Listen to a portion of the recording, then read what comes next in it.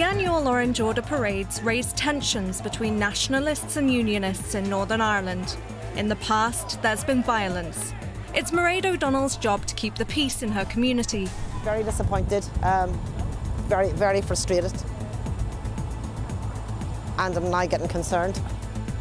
She lives in Belfast, where she represents the pro-Irish nationalist enclave Short Strand.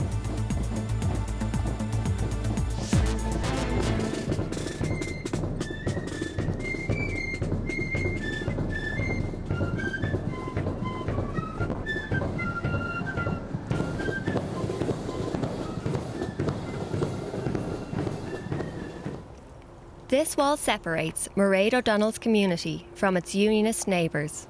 You'll see by coming around here how close these people live to this imposing interface wall. Originally it was as high as the brick structure. The metal sheeting got added on, and then eventually after around 2004 it got heightened yet again to prevent the missiles that was coming over from the loyalist Protestant Unionist community of Clune Place. Those imposing walls would have to have an impact on people's mental health. When you're living, looking at a structure like that on a daily basis, you can see that it's literally yards from residents' homes. It's depressive. I think it's meant to be depressive, and it's actually very oppressive.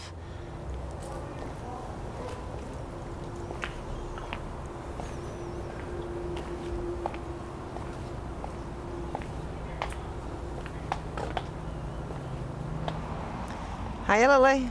It's a stressful time for local politician Mairéad O'Donnell. Over the next few days, pro-British unionist parades will pass by the nationalist area she represents. Relations between the communities are uneasy, and the celebrations threaten unrest. Oh, it's a lovely day, isn't it? Too warm.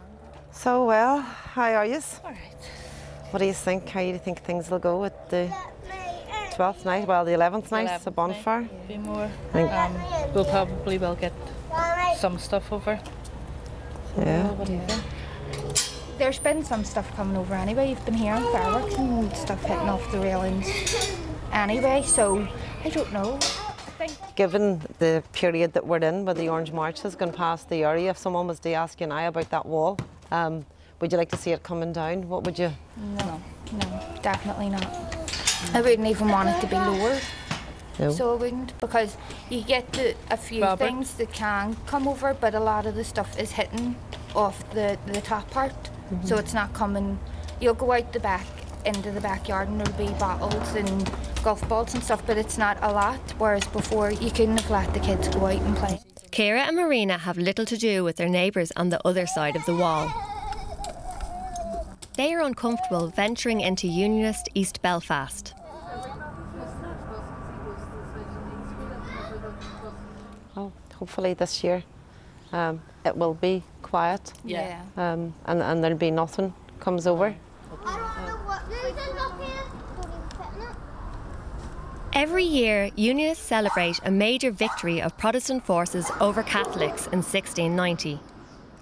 20 years after the Good Friday Peace Agreement, it's an event that reignites tensions between mainly Catholic nationalists who want a united Ireland and Unionists who want to remain in the UK. The night before the Orange Order parades, some light bonfires. They often burn the Irish national flag and effigies of the Pope. Overnight, city councillors have decided that the bonfire structure is too big and endangers neighbouring buildings. Workmen have moved in to pull it down.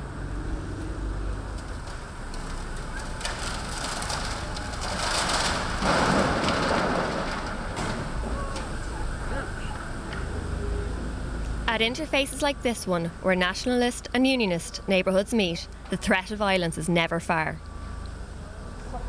The workmen have covered their faces to avoid being identified. They fear retribution.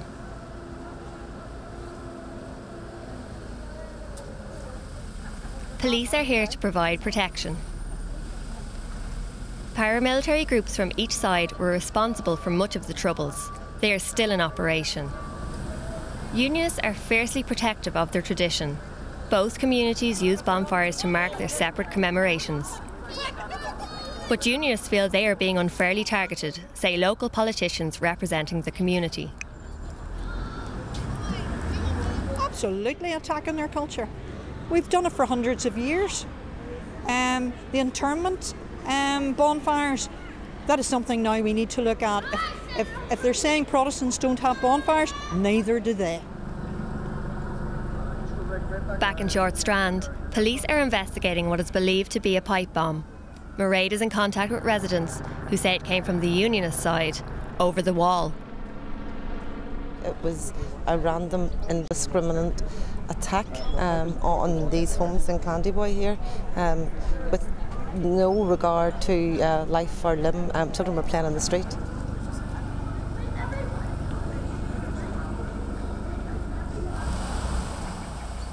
For months, Mairéad has been in contact with police and organising volunteers to ensure the parade passes off peacefully. Every year, thousands of Orange marches take place across Northern Ireland. Unionist families take time to enjoy the festivities. Most parades pass off without a problem.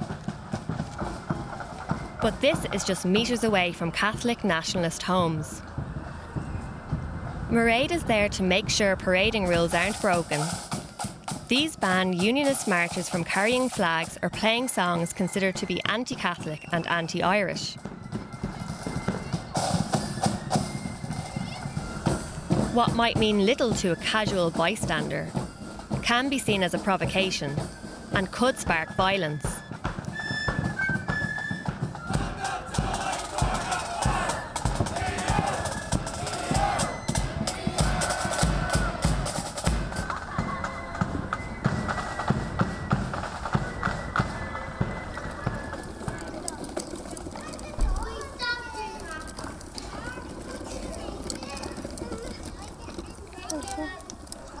Even away from the parades, it's a difficult day for Short Strand residents.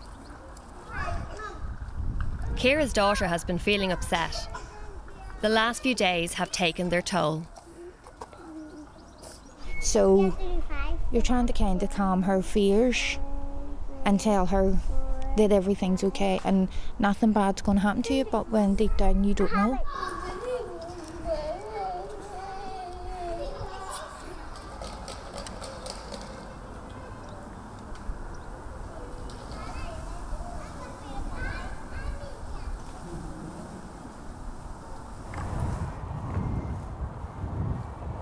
Mairéad is back at the interface. Unionist marchers are making their way home.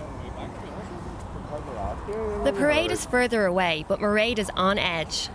She fears alcohol makes trouble more likely. She's already seeing problems with the police operation. In previous years, metal screens blocked the parade from view. She calls a local officer to express her concerns. Hiya, John. Do you want to see that chicane's not in place yet? Well, not from what I can see.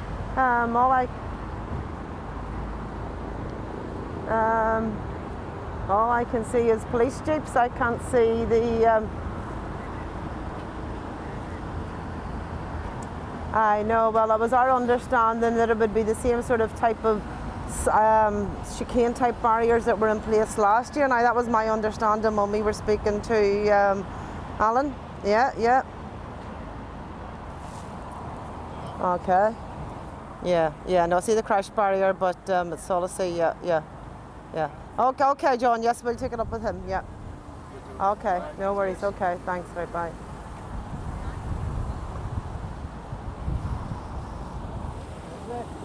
Past years, there's been quite a few attacks on the homes along here, where the spectators and in fact some of the bandsmen themselves have taken part in lobbing everything they could, from bricks, bottles, anything they could get their hands on. Given what's been going on this past couple of days, given that there's already been an attack on this area, to leave it so wide open with no barriers in place, as you can see quite clearly, you have a row of PSNI personnel. It's supposed to be the barrier between ourselves. It's supposed to be the buffer zone between ourselves and an Orange parade and every one of their spectators. Very disappointed, very, very frustrated, and I'm now getting concerned.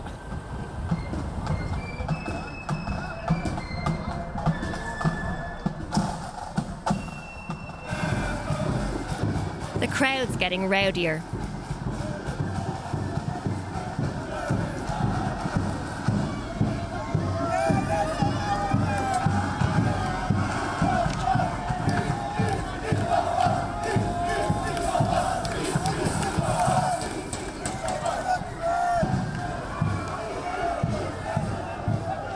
Marchers have knocked down the barriers.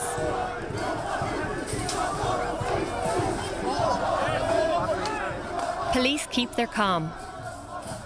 Any rash moves could spark clashes.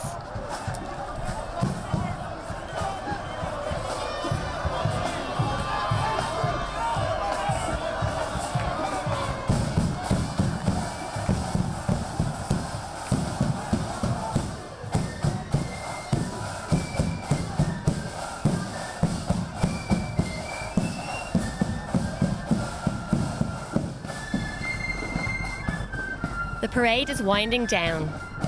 Despite Mairéad's fears, there's been little trouble.